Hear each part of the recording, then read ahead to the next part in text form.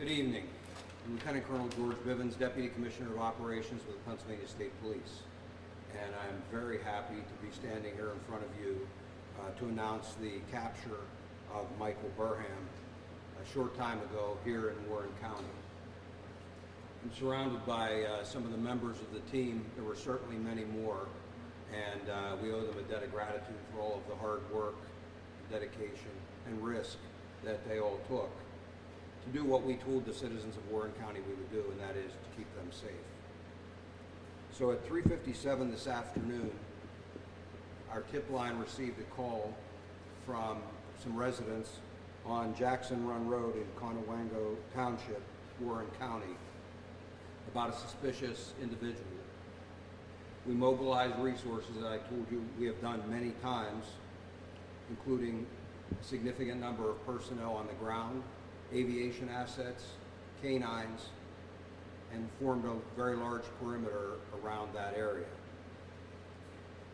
By 5:50, Burham was in custody. He had been tracked through the woods.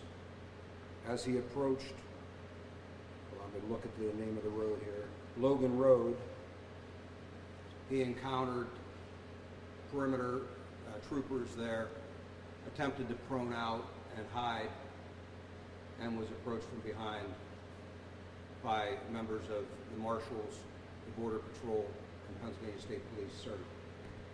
He was taken into custody and is currently at the Pennsylvania State Police Warren Station, where he will be processed. And as I've told you, determination will be made where he will ultimately be housed following his arraignment. It will not be in the Warren County facility. We are still determining where he will go, but that will be taken care of here shortly. I want to thank the residents of Warren County and the surrounding area for their patience through all of this. I know it was challenging for them. I know they were nervous. I know they were scared. But they remained gracious to all of our people, and were very, very helpful to all of us. So I truly appreciate that. There is something else that I want to do here, so this is a good story to be able to tell you about tonight. I mean, we ended this without anyone else getting hurt. But I also wanted to tell you an interesting story. So as part of our Pennsylvania Police CERT team, one of our members is celebrating his 25th anniversary with the department. He came in this morning and told me that, sir, it's my last day with the department and with CERT. We got to get him today. We chuckled about it, made sure everybody knew, and of course, no one really thought it would happen. He might be the guy you want to talk to about lottery numbers or anything else, because I think he's one of the luckiest people around. Corporal Brian King. I want to tell you a little more to the story about this hero. He was one of the guys that was out here. He's been helping throughout this whole process, trying to make sure we could safely capture Burham. A number of years ago, Brian was seriously wounded on a barricaded gunman call down in Westmoreland County. Lost the vision in one of his eyes as a result of taking a gunshot to the face. He came back from that, not only as a full-duty trooper, but as a full-duty member of our Special Emergency Response Team. Has been an active duty member ever since, and I'm proud to call him my friend. I'm going to miss him here with the department, but I think it was meant to be that you were back here today and here to participate in this capture. I want to recognize Brian.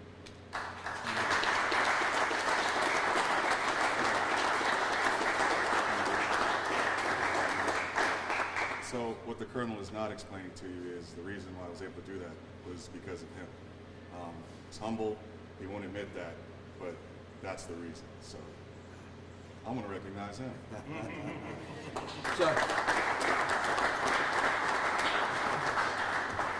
So the only other thing I would tell you is that our investigation continues into any assistance that Burham may have received,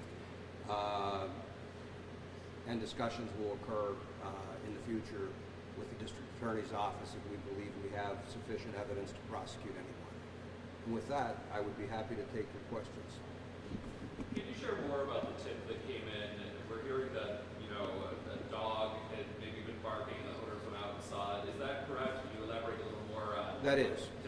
It is, and they went out to check on why the dog was barking, went to the rear of their property. They encountered Burham. I'm told that a conversation occurred, brief conversation, asked him what was he doing there, and he said something about camping, and the owner of the property recognized him, got his wife back into, they were in a golf cart, got his wife back into the golf cart, and drove away from there so that he could immediately contact us as Burham fled into the woods, and the rest of it played out then as I described for you. So that was in the backyard of Burham? Yes. He was saying all week, we're waiting until he makes a mistake. What mistake did he make? He came out into the open and was spotted by an individual. It's in the area, one of the portions of the area that we have been pushing hard. And as I said to you, that's been our strategy all along, is to push him hard, to have him make a mistake. He finally did. It was spotted. You all had a hand in that by getting the word out and making sure that people knew what he looked like, who he was, and that they needed to call us right away. And they did exactly what we asked and what you asked of them.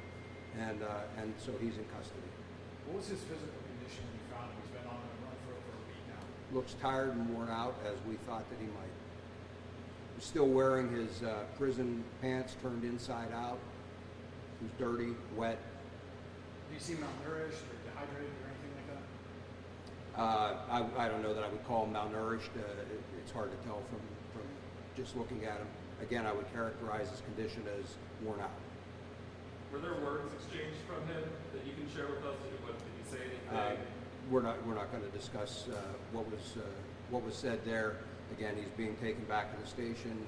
There will be an interview done there, and he'll be processed and Can you give incarcerated. us any additional details about how he was able to survive for this long on his own? Was there any equipment with him? Did he have anything in his possession when he found him? He did not have anything in his immediate possession. We will be searching the area to ensure that there is still nothing else there. Over time, he did have access to some equipment that was out there. You know, I told you about bags that were recovered. We did link him to those with DNA, and we knew that he had potentially accessed some survival equipment. To kind of close the loop on one of the reasons that we thought he was armed, and he was not, at least when we physically took him into custody again. We'll be searching that area just to make sure there are not any firearms still around that he dropped or hid. But there was ammunition of a couple of different calibers in those bags that we found. Not ammunition that would have fit a weapon that he used in the original kidnapping. And so that was one of the things that led us to be concerned that he may very well be armed. You said he approached the perimeter and laid down and was captured then from behind. Had officers seen him and forced him to run towards that other side of the Oh, perimeter yeah. at that time? Yes, he was being pursued by the officers along with canines. New York State Police had a bloodhound, and Customs and Border Patrol had a search and patrol dog immediately behind the bloodhound.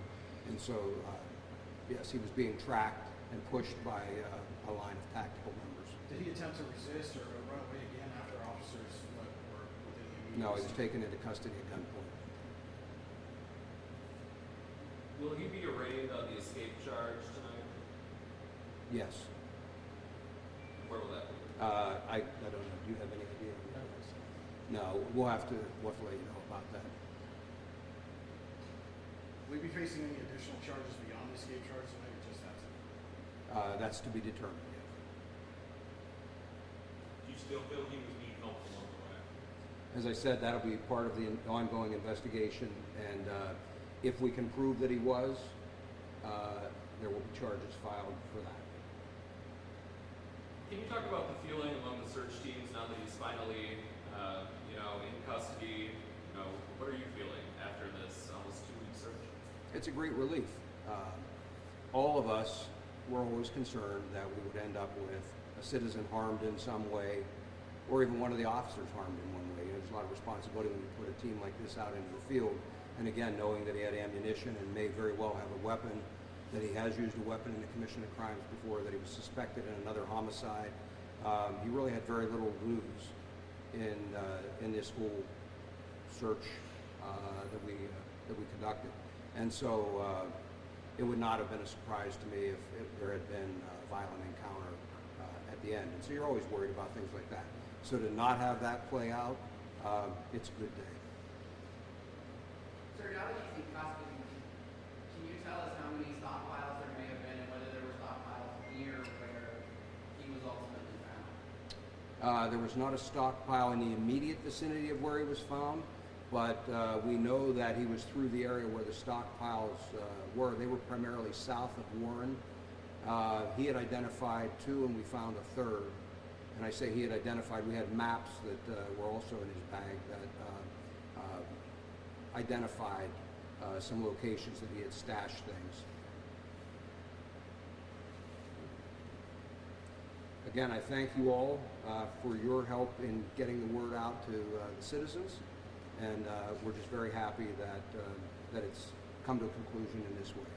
Thank you.